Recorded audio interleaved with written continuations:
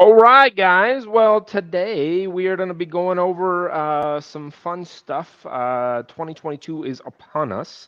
And I graciously invited Nick here about 6.5 minutes ago. So That's he right. is on the Super excited to see fly, what we're talking and about.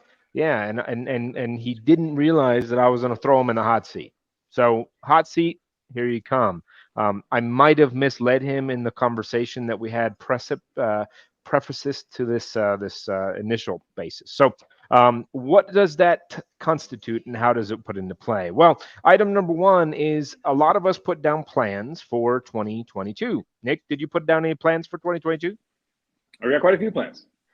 Excellent, excellent. So this is the general Good year. idea that most people have a idea of what will happen in 2022. But ideas and action are two totally different things. Would you agree to that?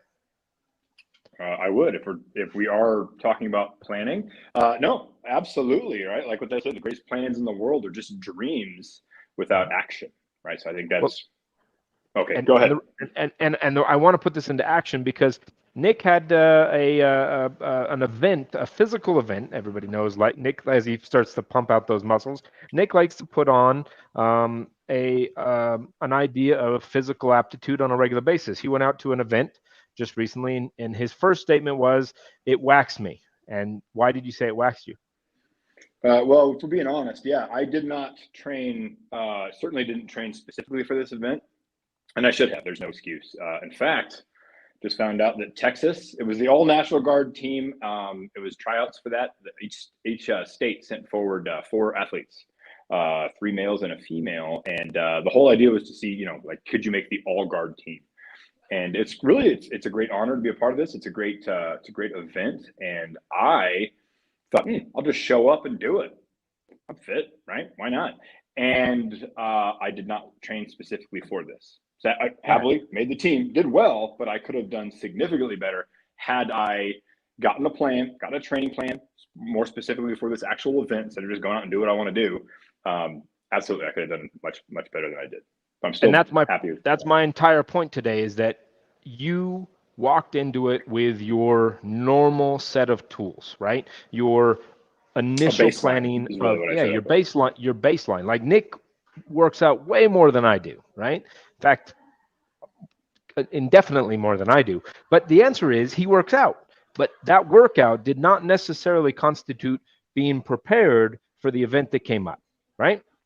Absolutely. Now, Nick, I know that you had at least probably what, a month, give or take. Now you thought the event had been canceled, so you kind of dwindled off, but you had a set timeline that you could have prepared for that event specifically. Yes.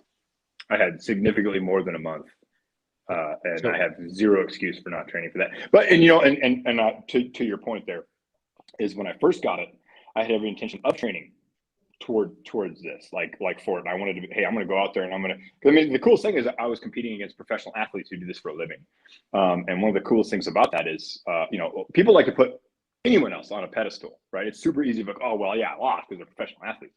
They're still just people, just like the Brian J. Birds versus a regular agent. You're still just a person, right? You're just a person who's putting a little more effort into that, right? Like it's super easy. I mean, this is the other thing too, is my diet was absolute crap. In fact, me and another buddy of mine who were competing, the day before this event happened, not only have we not been training how we should have been, we were all training, we we're both fit. We would have been on the team if we weren't in shape, but we didn't get anywhere near that podium for a reason. And the day before, we were walking around the lake in Austin, drinking our little iced coffees after having a nice big cheeseburger and fries, which is a great pre-race meal, by the way. We're wandering around just hanging out and talking about, yeah, we're going to do great tomorrow. And the guy who crushed us is Robert Killian. The guy's an animal, great guy too. But he comes running by after, I'm sure, eating nothing but herbs and berries, but comes running by the lake. Instead of just wandering around with his iced coffee, he's actually training ahead of time the day before the race. And guess what? He crushed us, and there's why, because we didn't train specifically and our diet wasn't there, and all of those things are inexcusable if you really want to do well, and that counts for anything else. I mean, like it's super, like I said, it's super easy to be like, The reason he beat us is because he's some other kind of guy. He's still just a human. He just put the effort into it. He decided, I'm going to get a training plan and I'm going to work towards this thing. Oh, and by the way, the fuel I'm putting in my body, I'm going to make sure that's good too. I guarantee you. In fact, I'd bet $1 million there were 0 cheeseburgers and fries the week before. I had 3 2 days before the race. No, Well, not proud of it. Nick and I are both big fans of a gentleman that labels himself as the Iron Cowboy. Yeah, a guy did 50 Ironman, not marathons, 50 Ironman competitions in 50 days in 50 states. And now he's just beat that record again just recently. And I don't even know the accomplishment because it's so outrageous. He did 100 in 100 days. 100 in 100 days. I mean, and he goes on to state that it comes down to he was criticized about, well, it's because of his genetic makeup. And then he went through and broke that all down and defeated that, because the reality is it's preparation. And a lot of us did goal planning in 2021, at the end of 2021. But if we don't put anything to action, or if we let life get in the way, or in Nick's scenario, he said, hey, they're not going to have the event, so I'll just do whatever, right? Hold on, just to make sure that we're clear. Did you say life or the wife? Get in the way. I'm going to leave that one alone because you're setting me up for failure there. But in that circumstance, yes, life gets in the way all the time. You will have kids that get sick. That's Nick's regular excuse. You will have everything in the world can happen. You will have death, divorce, life, the things happen, right? In our business of real estate. Things happen all the time. And the point is that you can easily find an excuse to not put into action the things that you set up for 2022. The question is, who out of the group of people that are listening are going to actually keep that action in play? Who are going to actually go out and continue to work out, continue to go through the process? And working out, it's the conversation that, I watched prior to watching the event. I saw this on, just a book that I read about Michael Jordan. And in Michael Jordan, he did a documentary that was very powerful and kind of broke this down even more. But the reality is that as amazing as he was with talent, he attributes most of his success to one simple thing. Any idea what that is, Nick? It's pretty self-explanatory. Discipline and practice, right? Yeah, discipline. Discipline is one of his things. There is actually a story that I tell a lot. So he would go up and bet his fellow players, when they have the Whataburger shifting around and which one it's going to pop up. Well, they run through a test sequence of this before the game, but they run it like 2 or 3 hours before the game. So he was notorious for going up to his other players to be like, hey, Nick, I bet it's number 2. And he'd bet, $1 or $100 or whatever it was, but he bet him because why? He knew the answer to that, because he was there 3 hours before everybody else got there while they were running through the demo reel of what was going to happen. That just showed the fact that he was there so much earlier than everybody else, practicing to be the best. And we can't be the best if we don't put action in play. And that's what it really comes down to, is we have to put action in play every day. And today it's going to be a difficult day. And maybe you feel that you can't get your prospecting in for how many transactions you want to close this year. But if you don't put that action in today, that practice in today, you won't have success tomorrow, because it won't come back to you. And I think, go ahead. Well, I was going to say, and I think that's where discipline/training, but and that's one of those things with the discipline. And everybody here's, obviously a big fan of Jocko Willink and everything that he says, but kind of like his saying, right? Like there are days where you're not going to feel like it, right? Like motivation. Everybody's like, oh, I'm just not motivated. I'm just not feeling it, right? Motivation, and David Goggins is big on this, motivation didn't help anybody, right? It's one of those things where it might help you get up 1 day, 2 days. Let's say you're a really motivated person, and 50% of the time you're motivated to get up and do what you need to do. And I don't care if that's physical, like going to the gym or getting out for a run, or calling your leads, or whatever the case is, right? Like writing your letters, and, hey, let's get out there. Whatever it is, right? If you're just not motivated that day, if all you count on is motivation and how you feel, it's a feeling, right? Like, if I'm just not feeling it today, you won't get done. Let's say, and like I said, even if you are really motivated, let's say 50% of the time you don't do what you're supposed to do, and that's some serious returns that you're going to be missing out on. But if you're disciplined, where you just say, hey, look, from blank to blank, I get up and do this, right? Like every morning I'm getting up and working out.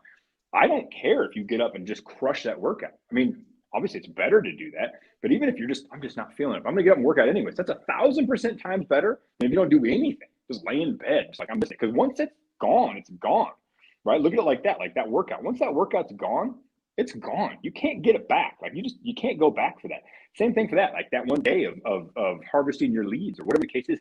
Once it's gone, you missed it. Right now, you're working on one less day. If you're looking at 2022, hey, 2022, every day I'm going to get up, or however many days that you decide in your plan, in your goal setting, I'm going to get up. I'm going to call blank amount of leads. If you miss it on one day, either you double up the next day, or it's gone. You missed out on that whole thing. And how many days? And like I said, if you're working on just motivation, and you're really motivated, which is 50% of the time, most people aren't motivated 50% of the time. That's half your year is wasted. How about go to the discipline, get up and get it done, get something going every single day. And pretty soon, like Jocko said, discipline equals freedom. Pretty soon, hey man, if I'm going to set out 1 hour every day and you hit that 1 hour every day, the rest of the time, you're not worried about it. You're not trying to double up or catch up or running behind. So, and a lot of it comes down to your mental capacity to focus on it, right? So if you've read by Hal Elrod, the Miracle Morning, right? He states very simply, what is the reason that my children are up at 4:30 in the morning on Christmas? What's the reason, right? Why? Because they are so excited about waking up. How did they create that excitement? Because they built up in their mind what it is the night before. And this is the conversation. It's the conversation that if you say you're going to be tired tomorrow, guess what? It's amazing. But traditionally, you're pretty tired tomorrow, right? Your mind has a lot of ability. And it can either control your ability to move forward. Using to Nick's kind of David Goggins is a perfect scenario. He has countless efforts of how he overcame something with his mental capacity to just push past. There in his book he talks about running on a broken foot on a 100-mile race. How?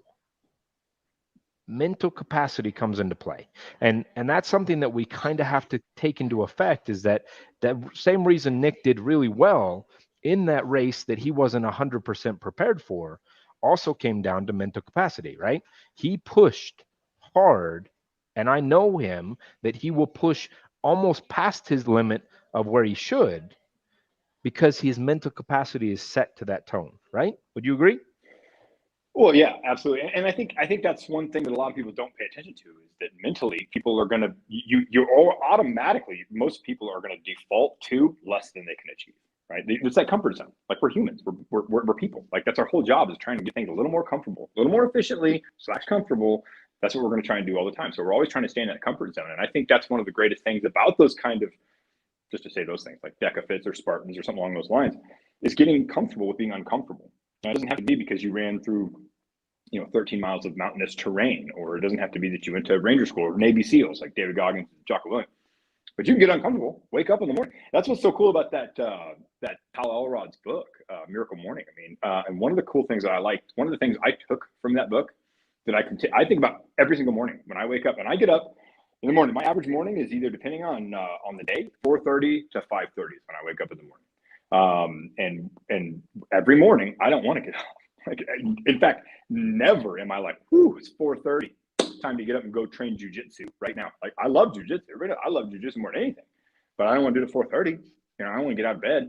But what I think about is I take from that book every single time. It's a stupid little chain that every morning I wake up, I walk over, splash a little water in my face, I go pee, and then I walk back over and I brush my teeth. And it even says in that book, get yourself a little system. Right? Like you're going to go through and you just say, all right, I'm going to go like 1, 2, and 3. And he even says, yeah, go wake up and brush your teeth. And it's like, oh, you're telling me that's the miracle in this, is to brush your teeth. But think about it every morning. Once you brush your teeth, go back to bed after you go wake up and brush your teeth. Like, no, I'm not going back to bed. You know what I'm saying? But I'll go back to bed. If I just walk in there, I'm like, nah. But once I've gone through step 1, 2, 3, now I'm ready to go. Because by 4:45, I can't wait to get to the gym and go train jiu-jitsu. And on the other days where I just work out, regular workouts, stuff like that, by 5:45, I'm ready to rock. And I don't care if it, by the way, if it's 4:30 or 5:30, I feel just as I'm not in the mood to get out of bed on both of those days. That 1 extra hour doesn't make it any crappier. 4:30 is not harder than 5:30 to get up. So you know what I do? Every single morning, I do step 1, 2, and 3. And as soon as I'm done with that third step, I'm ready to go. Like that's what it comes down to. So I think that's what the key is, finding yourself those little steps that you can do for your discipline. My Great book. routine is my phone doesn't sit next to me while I go to bed. I put it across the room, and that makes me, if it's my alarm, I get up out of bed, I walk over, I have to turn it off, and I also put a glass of water right next to it. So I have a glass of water sitting right next to my phone when I drink that glass of water, which those things will make it's a routine. But I also have to set my capacity the night before. Like I make sure that when I'm going to bed, I took something from the 10x book as well. So books are great resources, and I find little pieces that I love about them. So I write down my goals every night, and I write down, I journal my catalog every night as well. So these two things allow me to, and journaling doesn't have to be 30 minutes. It could be 10 minutes of writing down what you did in your phone. It could be whatever you find is fit, but it's the routine that you get into, the habit that you create value for future. And it's the action. That's what I'm trying to get at today, is that just simple baseline action. You have to do every single day. You have to do something. And I heard this recently at a mastermind, and it's pretty simple. You haven't done it until you've done it, right? I mean, that's pretty amazing, right? Amazing stuff going on here. Until you've done something, you haven't done it. So get out and do something. Be And like actionable, because 100, go ahead. 100%, and like you said, it doesn't have to be amazing. Because another thing that people are going to get too is where they get paralyzed by thinking about, all right, I need to be ready for this. I'm ready to just jump into it. Like, and there's real goals here. Before I start calling my leads, I need to really be the best, whatever the case is. And if you're just waiting around for the perfect, that's like having a kid, right? Like I'm going to have a kid when I'm ready to go. Newsflash: no one is ready for an extra child in their life. I have 4 children. And my brother likes to say, like, oh man, I've seen a comedian once. They said, what's it like having 4 kids? It's like, well, imagine you're drowning and someone hands you a baby, right? That's, emotionally it's funny and all that. Don't get me wrong, I'd have 4 more if I could. My part's pretty easy in the whole process. But at the end of the day, right, like you're never ready for that first child, second child, third child, fourth child. You're never going to be ready for that. So if you're just waiting around all day long so that you can be ready for what you have going on, you're going to be waiting forever. But just start. Like they say, Bigger Pockets is a great podcast that we listen to all the time. And that's what they say. Like, when's the best time for me to start looking around? Get out there, start running some numbers, seeing if this is a good deal for you to do. If you're going to Bigger Podcast, a podcast on buying and selling or buying and holding real estate. For those of you who don't know, look it up. Great podcast. But when is the best time to start? Now. Get out there and start running numbers, start checking things, start talking to people. Because if you just wait around until you're ready to go, you're going to be waiting for a long time, if not forever. So like you said, be actionable, get up and go. And you know what? The best way to learn something is by doing something. So if you get out there and start calling, just use leads. By making mistakes, 100%. Nick and I make a lot of tuition payments over the years, and they've all been based on mistakes. Guys, we're at 17 minutes. We're over where I wanted to be, but I wanted to merely put this into point. 2022 is about action. Make sure that you are putting that action in play. Do something. Do something, because you haven't done it until you've done it. All right, guys, see you later. See you coffee with Nick or tea with Andrew on Wednesday. And then we have our fundamentals class going on with Andrew and myself, or not with Kent and myself this week. So hope to see you then. Guys, have a great day. If you need anything, please don't hesitate. Nick, where can they find you on social media? Everywhere is the answer. Everywhere, baby. Everywhere. Stay social, people. Nick Haggerty. Nick all everywhere. Right. Yeah. There you go. Guys. I couldn't tell you. Instagram. Come on. All right. See you guys later. Have a great day. Bye, everybody.